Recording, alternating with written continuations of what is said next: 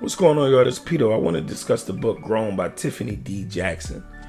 And I want to kind of highlight the importance I feel like it's good for men to read this book so they can understand the impact that we have on others. It explored the themes of power, trauma, and the need for emotional intelligence. The author reflects on her own personal experiences and realized past mistakes that she made. So it's a good read. I really want y'all to let me know in the comment section if you read it. If you didn't, let me know what y'all think. So the author, in her insightful conclusion, expressed a truly remarkable, thought-provoking idea at the end of the book that she conveyed that the central theme of the book revolves around the persuasive abuse of power that's deeply ingrained in our society tendencies that excuse these actions of these grown men while kind of unfairly blaming and criticizing young girls for every and even the little slightest misstep and mistake.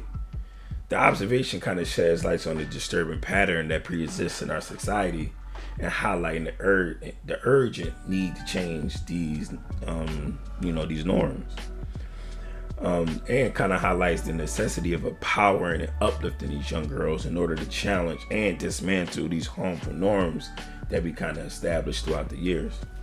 Now, I know a lot of you dudes is going to be like, well, I ain't trying none of that. Just give it a different perspective, give it a read, and kind of come to your own conclusion, your own understanding from your own personal experience.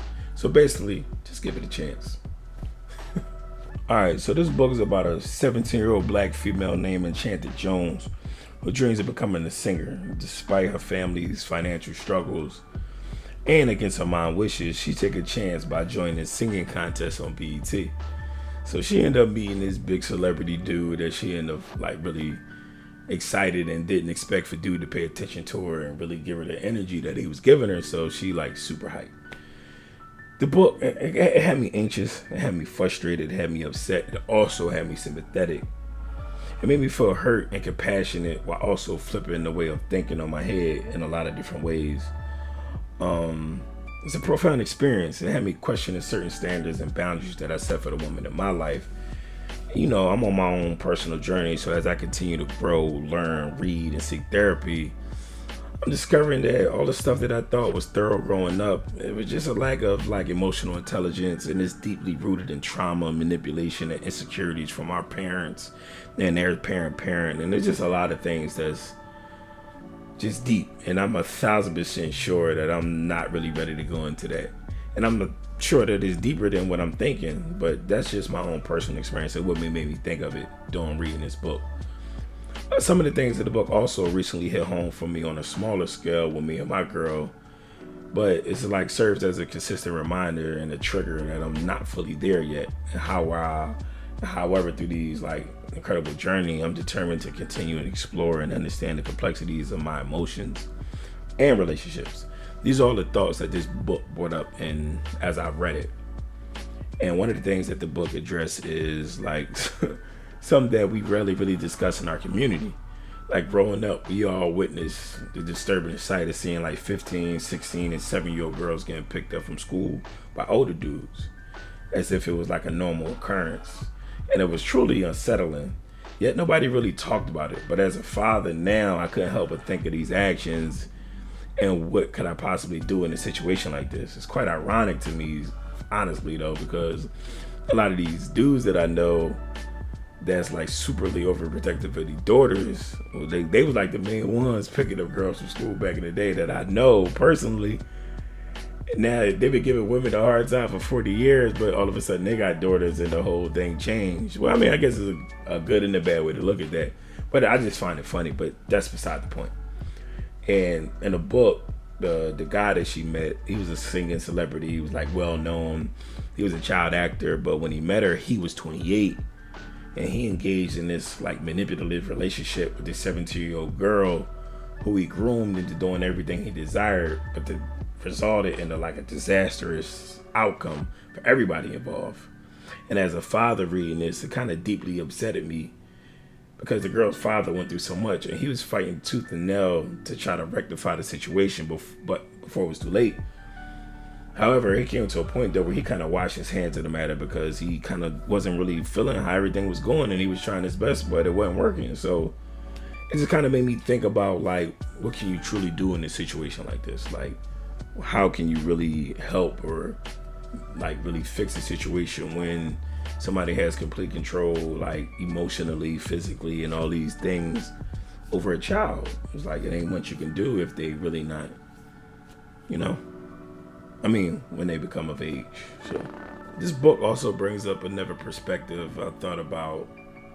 We must not underestimate the importance of allowing our young adults to see certain opportunities in life, but also providing them with the utmost support. Simply conforming to conventional paths solely because it's perceived as secure, it could be like an ultimate dream killer. Thus, it's critical to acknowledge like the impact it has on our perspective. But reading this book not only expanded my understanding, but also invoked a deeper sense of empathy towards the individuals portrayed in these pages. Instead of solely just attributing all the blame to them, like she knew what she was doing, she knew what she wanted, like she just wanted some money, she just wanted to be famous. Like typically responses that I would have reading into certain situations like in this book, but it really let me feel how the other side struggles and have issues with it. Now, I've been on the toxic side most of my life. She, like I just said, she knew what she wanted, she knew what she was doing, she craved the attention, she wanted the money. But that's precisely what you get for being fast and reckless. That's the idea that I typically would have a lot of times reading stuff like this. And I've been hard on women, holding them to like extremely impossible standards. And I've always had this kind of self-righteous approach, even when I wasn't no good myself. But I have checked a few villain boxes in the story, like controlling, manipulating, engaging behavior that I'm not really proud of, in my dating life. Like when I wasn't, life is a funny way of humbling you though, teaching you valuable lessons along the way. Like I got sisters and I got a girl, like Zena, Fafa, Shay. Like I've witnessed y'all being attacked. I've seen y'all cry in pain. I've seen y'all endure immense suffering. Like I've been there through the worst of times and that y'all have experienced mentally and physically, from hospital visits and other challenging situations. Like rest assured, I'm gonna protect your privacy. I'm not gonna disclose any personal details. Just know that like each and every one of y'all, I could never hate women. Like I don't understand how people do. Like y'all embody strength, love, loyalty, unwavering consideration, undenying work ethic.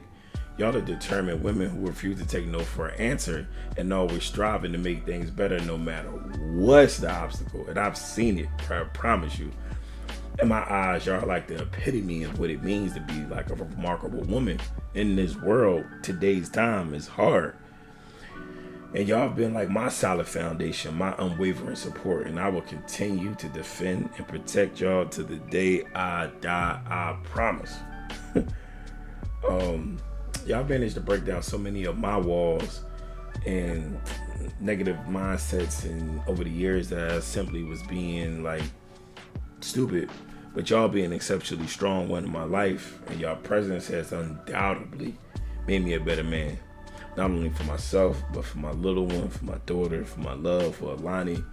And I know I'm getting off a topic, but I just wanted to convey that I have personal relationships with women that I love with all my heart.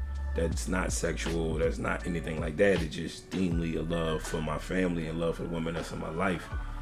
Now, that's pretty much like what this book has led me to think of in my own personal thoughts when I read this book. Now, this book turns into a murder mystery at the end. Kind of throughout the book, it's sprinkled upon it. It adds a nice little plot twist. Don't worry, I'm not going to spoil the ending. But I definitely recommend y'all to check this book out. Especially, Ben, let me know what y'all think. Let me know how y'all feel. If it changed any perspective y'all have. If not, let me know. It's Pito. It's my book review. Grown by Tiffany D. Jackson. Check it out. Let me know what y'all think. I'm out.